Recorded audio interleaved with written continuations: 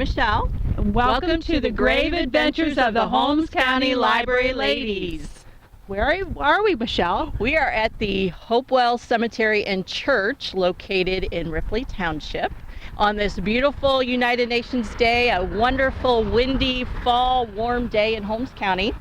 And before we get started, we thought we would let you know when you make a trip to the cemetery, there might be a few things you want to consider bringing with you to make the trip and productive. As you can see, the road to get to the cemetery is right behind us, so it's between the church and the cemetery. Yeah, so that's the first thing to consider. We're right on the corner. Also to my right is a township road, which is kind of a dangerous intersection there, so you want to be careful when you're approaching the cemetery here. When you come, you might want to bring a notebook and pen to record anything that you might see on the tombstones. Although the cemetery is not huge, if you have trouble getting around, bringing a pair of binoculars might help you find the tombstones that you're looking for without having to walk the course of the cemetery. And also later we'll show you that even bringing a toothbrush can be a valuable tool when you visit the cemetery. I can't wait to find out how that's used. You bet. Okay, we're going to tell you a little bit about the church that's behind us. Thank you, ma'am. It's as Michelle said, we're located in Ripley Township, and it's Holmes County State Route 754, and it's actually a Shreve address, but we're on State Route 754. That's right. So if you're trying to find us, you might get Shreve. The first church building was erected here in 1830 or 31. The records are a little iffy on that, but that's about the time when a permanent building was placed here for the church community. And it's actually considered the oldest church in Holmes County. And actually, this area was informally organized in 1818 or 1819 as a preaching point, which generally means, although there wasn't a house of worship here, people would gather to listen to sermons and things. So it's been, quite an extensive place for worship here in Holmes County. And when it was at that time, when there was really no church here, they worshiped at the home of Samuel Bell, and that was in the winter time. And they would also worship in a grove nearby, and we're not sure which direction that would be, but there's some lovely woods and things here, so that was definitely a possibility. Or they would worship in a tabernacle in the summer. And also there was a Sabbath school here for a period of time. Now in 1846, the first church building was destroyed by fire and had to be rebuilt. But the present building that you'll see behind us was erected in 1905 and dedicated February 10th, 1906. Now there is an article on file from the September 14th, 1922 issue of one of our local papers that discusses the 100-year anniversary of the church. So if you'd like to read that, come on into the Central Library in Millersburg. Have at it at the archives, and you can read a little bit more about that 100-year celebration. Okay, now we're going to take you over and show you the cemetery. Ready, Michelle?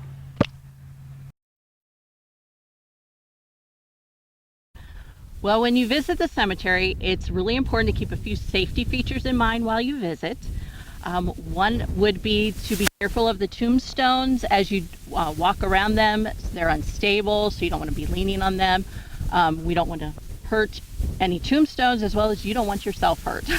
And then also, if you can kind of see behind me, or as we're traversing through the cemetery, it's fairly level. There's a little bit of a grade, but for the most part it doesn't seem too difficult to maneuver. So if you have walking difficulties, there may be a little issue, but it shouldn't be too bad. And there are some steps coming up to the cemetery. It looks like it's from the road, but you have to be very careful. It's a very busy road. So if you bring children with you, you'll need to watch them playing around the steps and things like that.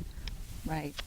So again, just be careful. We want to also direct you to the four-way stop, or the intersection here to the road.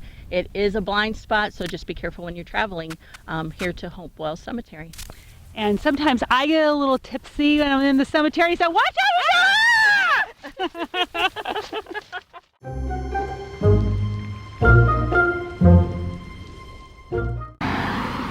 we're next to John Zimmerman's grave, and he is one of the prominent people here for the church.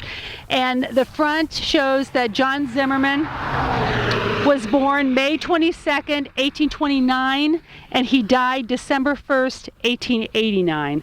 And he was born in Bind, Sachsen, Germany. He came to America when he was 18 with his married sister and lived in Adams County, Pennsylvania. And then he moved to Wayne County, where another married sister lived. And in 1865, he made his way to Ripley Township and settled on 40 acres, which was owned by his father-in-law. And he grew up very poor. In 1853, he married Mary Schaff, and we believe her parents are just next door to the tombstone here where she and John are buried. We haven't verified that, but there are some shafts next to us. And they had 2 children. So that's John Zimmerman.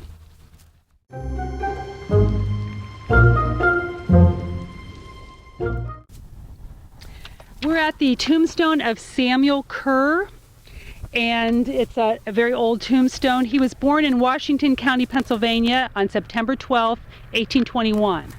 And he was the only son of 9 children. His father was Thomas Kerr, a milliner and a farmer. And his mother was Sarah Coe. And he was the Justice of the Peace for 27 years. And he served as the county coroner for 2 terms. He also served as trustee and clerk of Monroe Township. And on March 21st, 1844, he married Sarah Frazier. And they had one son and 3 daughters. Sorry, one son and 3 daughters. And we want to talk about this tombstone. And we were saying about how some tombstones really wear better than others, and this one didn't wear as well. It's very difficult to see Samuel on the side here, and when it's something like this and you want to try to see the name, and if there's maybe lichen on it or some of the stone is in the actual engravings, you can take a toothbrush. Someone lost the toothbrush. I don't know who it was. That have been. So since I lost the toothbrush, I'll give you kind of an idea. You take a soft bristle one and just kind of very gently in the engraving, and sometimes that will wear away and it would actually show you the name. So that's kind of a trick you can take with you, but it's got to be soft bristle. You don't want to take anything with a hard bristle. Right. And if the tombstone is really worn and crumbling, you probably don't want to attempt that at all to preserve the tombstone. But if it seems fairly solid, you can use that to get the dirt out. It needs to help you. And sometimes if you're actually doing a tombstone rubbing, that will help too. But sometimes they're just so worn away, you can't even get a good rubbing. There's just no way to do it. Sometimes it's best to take a digital image of it, and then you can take it to Photoshop and darken it, lighten it, and play with it a little bit to try to see. Absolutely. Okay. That's Samuel Kerr.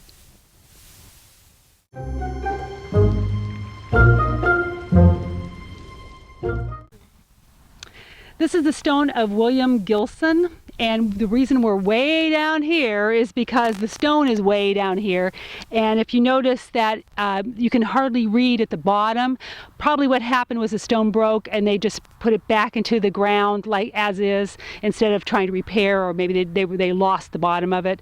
So some stones may be like that, and they're usually very wobbly sometimes, and they're very brittle, so you have to be very careful of these old stones. And so for William Gilson, he was a prominent pioneer of Holmes County. And he was born in 1816 in Wayne County. His father was William Gilson. And his mother was Margaret McClannon. He was a farmer, then he was a teamster hauling freight over the mountains, and he was also a weaver. And in 1826, he purchased 80 acres here in Holmes County. He died at age 60. And he had 8 children, 5 sons and 3 daughters. We also have a little bit of information on William Gilson Jr. Although we did not find his stone here, we thought we'd tell you a little bit about him. He always followed agricultural pursuits. And he was reared on the farm purchased by his father. He married Rachel Craighead in 1839. And they had 11 children. So this is William Gilson.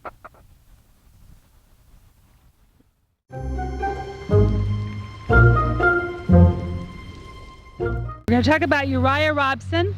We found some tombstones for Robson family. We're standing in front of Hugh Robson and also his wife Rebecca. They were the mother and father of Uriah. We cannot find his stone, although he must have been here in 1970 when our cemetery book was created. So he's probably here somewhere, we just can't find him.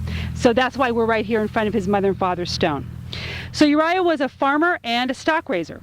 He was also a prominent citizen of Ripley Township. He owned farm at 251 acres. And he was born in Holmes County in 1826. And as I said, Hugh Robson was his father. And Rebecca Matson was his mother. And he was of Irish ancestry. And due to work on his father's farm, he had limited educational advantages. So he was very interested in schools and in education and giving his children the best education that he could give them. And in 1853, he married Harriet Bergen. And they had 5 children.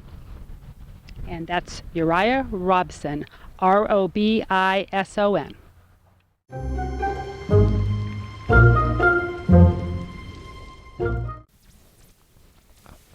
We're standing in front of James M. Finney Stone, and he was born December 20th, 1835 in Holmes County.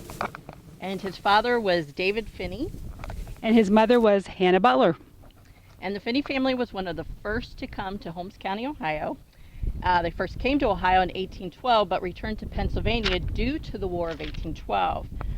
His grandfather purchased 500 acres of what was known as French soldier land. And he was one of 9 children. And James owned 110 acres, with 40 of those acres being located in other townships around Holmes County.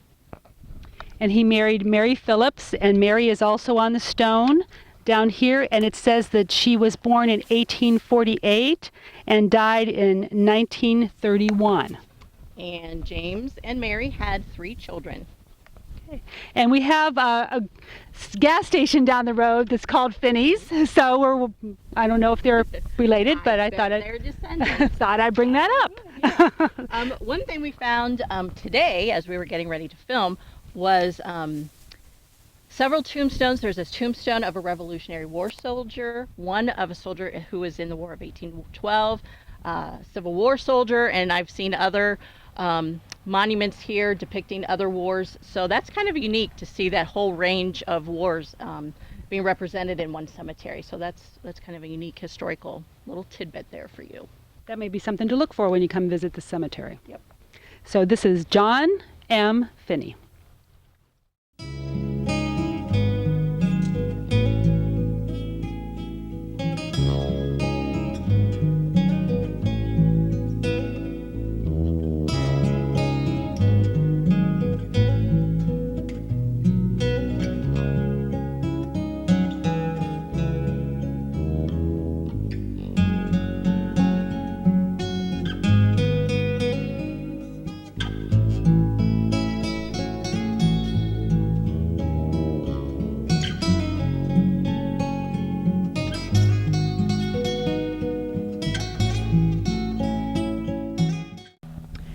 Thank you for watching the grave adventures of the Holmes County Library Ladies. And remember, take nothing with you, but leave the ghosts of your ancestors behind.